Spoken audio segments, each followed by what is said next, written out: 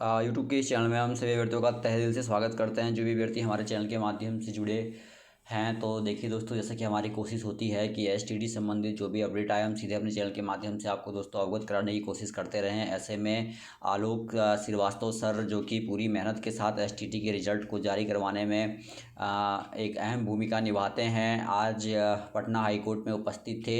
और कह सकते हैं कि वही मैं, जैसा कि मैंने आपको पहले भी अपडेट प्रोवाइड किया था कि 51 नंबर पे हमारा केस हो जाने के कारण अगली सुनवाई की जो डेट है वो रखी गई है। दे सकते हैं 11 फरवरी को फिजिकल कोर्ट में टॉप 5 में होगा, यानी कि टॉप 5 में जो है वो केस जो है सुना जाएगा।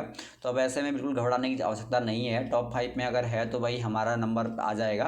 तो ऐसे में सभी लोग धैर्य बना के रखिए, जो लोग भी हमारे चैनल के माध्यम से जुड़े हुए हैं। और जैसे कि हमारी लगातार कोशिश रहती है कि भाई कोई भी अपडेट आए हम सीधे आप तक पहुंचाने की कोशिश करें दोस्तों, ठीक है। तो टॉप 5 पे जो है हमारे केस की जो है वो सुनवाई होगी। और जैसा कि आप देख सकते हैं आदित्य प्रकाश हो गए, आप देख लीजिए यहाँ पे केस नंबर देख सकते हैं 11 फरवरी, 11 फरवरी और 11 फरवरी, तीनों की तीनों केसों की सुनवाई। अब देखिए आदित्य प्रकाश the state of Bihar, Satya Prakash BS Bihar और निधि राज BS स्टेट ऑफ बिहार, तो तीनों के तीनों केसों की सुनवाई दोस्तों एक साथ होने वाली है फिर से। तो कह सकते हैं कि जैसा कि हमने प्रीवियस आपको अपडेट प्रोवाइड किया था कि भाई थोड़ा सा आपको इंतजार और करना पड़ सकता है, तो कहीं ना कहीं अभी 11 फरवरी पे हमारी हम सबकी निगाहें जो है वो टिकी होंगी। और निगाहें भी इसलिए टिकी होंगी क्योंकि एक लंबा समय अब कहीं ना कहीं निकलता जा रहा है, लगभग 1 साल का समय पूर्ण हो चुका है। अब कहीं ना कहीं विभाग को रिजल्ट देना चाहिए। और अगर हम बात करें कि भाई विभाग रिजल्ट को विभिन्न कारणों से भी जो मजबूर हो सकता है देने के लिए, क्योंकि जिस प्रकार से 2011 जो भी अभ्यर्थी थे उनका कोर्ट का केस खारिज कर दिया गया STT 2011 वाले अभ्यर्थियों का, तो उनकी जो सीटें हैं वो भी बच रही हैं। तो ऐसे में कुल मिला के यही निष्कर्ष निकलता है कि जितनी भी रिक्त सीटें हैं, 37,000 पद जो हो गए या 33,916 जो नए पद हैं, इन तमाम पदों को भरने के लिए कहीं ना कहीं विभाग जो है 2019-20 STT का सहारा जरूर लेगी। तो ऐसे में घबराने की आवश्यकता बिल्कुल नहीं है, विभाग खुद इस मंशा में है कि उसको रिजल्ट देना चाहिए। तो तीनों को तीनों केस आप दे सकते हैं दोस्तों, जो कि है 11 फरवरी को पोस्टपोन कर दिया गया है।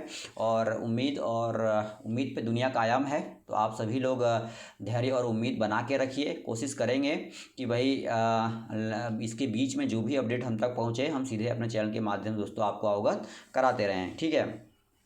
और देख सकते हैं आप, जैसा कि मैंने आपको बताया था कि हमारा जो केस है दोस्तों वो टॉप 5 में है। देख सकते हैं आप टॉप 5 में जो है हमारा केस जो है यहाँ पे नेक्स्ट हियरिंग डेट जो है वो पड़ चुकी है। और बहुत लंबे समय से अभ्यर्थी जो थे, आज सुबह से ही अगर हम बात करें तो सभी छात्रों की निगाहें जो है वो पटना हाई कोर्ट पे टिकी हुई थी। 2.7 लाख छात्रों की निगाहें कहीं ना कहीं पटना हाई कोर्ट पे टिकी हुई थी। और कह सकते हैं कि आज का फैसला एक महत्वपूर्ण फैसला था, क्योंकि आज के फैसले के बाद कहीं ना कहीं 11 तारीख का जो फैसला होगा वो अंतिम और निर्णायक फैसला सिद्ध होगा। क्योंकि कोई भी केस अगर टॉप 5 में होता है तो दोस्तों आप समझ सकते हैं, आप खुद पढ़े लिखे हैं, आप समझ सकते हैं कि टॉप 5 में अगर केस जाता है तो पूरी की पूरी संभावना होती है कि केस की सुनवाई हो। तो जैसा कि मैं आपको हमेशा अपडेट प्रोवाइड करता रहता हूं, और आलोक श्रीवास्तव सर भी जो भी ऑडियो क्लिप ले आते हैं वो भी तुरंत पहुंचाने की कोशिश हम लोग करते हैं। तो ऐसे में मैं आपको अपडेट ये प्रोवाइड कर दूं कि भाई देर आए लेकिन दुरुस्त आए। अब टॉप 5 में अगर हमारा केस फंस चुका है तो इससे बड़ी अच्छी खबर और कुछ नहीं निकल के आएगी, क्योंकि टॉप 5 में केस का जाना का मतलब है दोस्तों कि हमारी केस की सुनवाई पक्का होगी, ठीक है।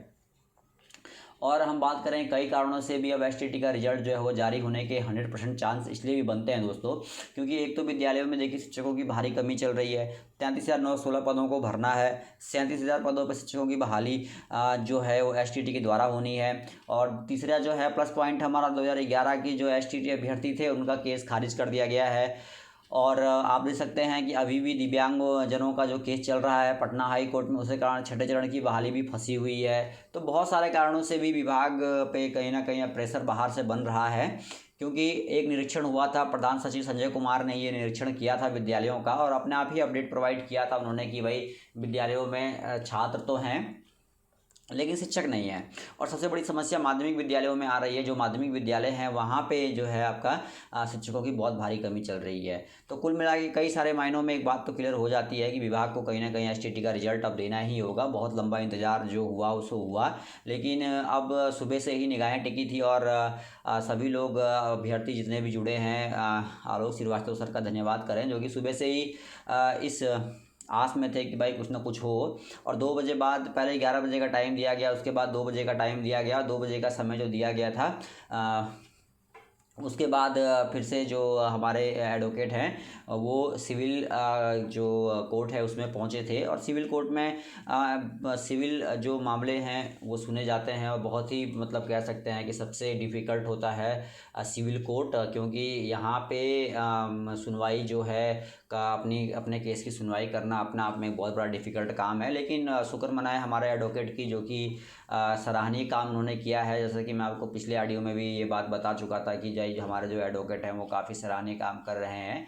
उन्होंने जो है काफ़ी मुशक्क़त, काफ़ी कोशिश की थी पहले भी, और जज साहब के सामने जाना, एजी साहब के सामने अपना एक बयान भी ये रखा था कि, और कहा भी था उन्होंने कि हमारे केस का लिस्टेड जो है वो तुरंत कराया जाए, क्योंकि छात्र बहुत लंबे समय से इंतजारी में है। तो बहुत सारी बातें आज क्लियर कहीं ना कहीं हो रही हैं। और उसके बाद हमारे केस का टॉप 5 में पहुंचाना भी एक अपने आप में बड़ी जीत है। तो कह सकते हैं कि भाई आज का जो निर्णायक फैसला है उसके बाद अब 2-3 दिन का बीच का समय और हमें मिल रहा है। और ये 2-3 दिन का बीच का जो समय है, इस समय में आलोक सर जो हैं अपना ऑडियो क्लिप ज़रूर जारी करेंगे और कुछ ना कुछ लाइव अपडेट ज़रूर हमें प्रोवाइड करेंगे। तो हमारी ये कोशिश होती है कि भाई जैसे ही आलोक श्रीवास्तव सर के द्वारा कोई भी अपडेट आए तो हम आपको सीधे अपने चैनल के माध्यम से अवगत कराएं। ठीक है। तो कई मायनों में थोड़ा सा हम बात कर लेते हैं कि 11 फरवरी को जो केस की सुनवाई होने वाली है वो कई मायनों में कैसे हमारे लिए जो है वो कीमती हो सकती है। अब कई मामलों में जो है वो कीमती होने का मेन रीज़न दोस्तों ये भी है कि एक साथ 3 केसों की सुनवाई होना। दूसरी बात, टॉप 5 में हमारे केस का आना। तो अगर हमारा केस टॉप 5 में है तो पूरा का पूरा हम अनुमान लगा सकते हैं कि भाई टॉप 5 में अपने हमारे 3 केस आ जाएंगे। ठीक है। तो टॉप 5 में अगर हमारे 3 के 3 केस आ जाते हैं तो लगातार सुनवाई होगी सिलेबस को लेके। और आपने देखा होगा कि भाई सिलेबस को लेके जो केस किया गया था वो बाद में किया गया था, मैथ को लेके सबसे पहले केस किया गया था। तो ये कई सारे और आउट ऑफ क्वेश्चन जो सिलेबस से पूछे गए थे, इनको लेकर कई मामलों में जो है जो पटना हाई कोर्ट में अभ्यर्थियों ने जो रिजल्ट को फंसाया है। और मैं आपको फिर से कह सकता हूँ कि भाई जो भी अभ्यर्थी हैं उनसे मैं यही कहना चाहूँगा किसी प्रकार की किसी भी बहाली पे स्टे ना लगवाएं, क्योंकि स्टे लगने से देख सकते हैं आप बहाली की प्रक्रिया कितनी लंबी जाती है और अभ्यर्थियों को काफ़ी ज़्यादा समस्या होती है। ठीक है। तो पल पल की अपडेट जो भी आएगी दोस्तों हम पहुंचाते रहेंगे आपके चैनल के माध्यम से। फिलहाल तो अच्छी अपडेट है कि भाई तीनों केस का एक साथ सुनवाई होना। ठीक है। और आलोक श्रीवास्तव सर ने अगली सुनवाई की डेट भी जारी कर दी है। तो एक बिग अपडेट है। पल पल की खबर के लिए जुड़े रहिए दोस्तों। जय हिंद, जय भारत।